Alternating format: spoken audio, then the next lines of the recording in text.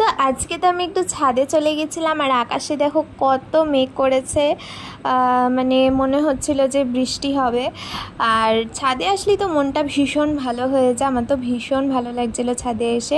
আর এইবার জানো তো আমাদের বাড়িতে জামাই ষষ্ঠী হয়নি। প্রত্যেক বছরই জামাই ষষ্ঠী হয়, কিন্তু কিছু ব্যক্তিগত কারণে আমাদের বাড়িতে বা জামাই ষষ্ঠী হয়নি। তো যাই হোক, আমাদের বাড়ির পাশে হচ্ছিল ষষ্ঠী মায়ের পুজো আর আমরা সেখানেই চলে গিয়েছিলাম।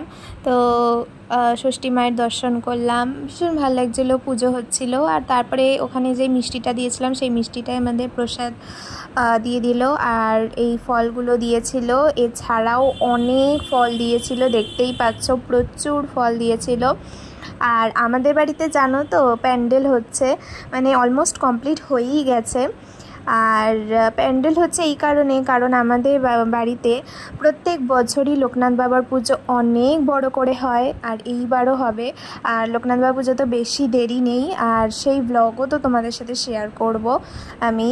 আর তারপরে দেখো আমি বাইরেটা মানে ভীষণই মেঘলা করে এসেছিলো, মানে রীতিমতো বৃষ্টি হওয়ার কথা ছিল কিন্তু বৃষ্টি হয়নি।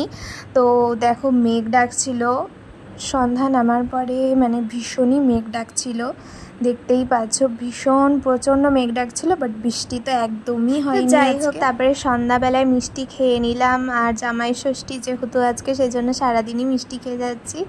আর তারপরে জামাই ষষ্ঠী স্পেশাল বিরিয়ানি খেয়ে নিলাম, তারপরে খেলাম একটু চাটনি। So that's it.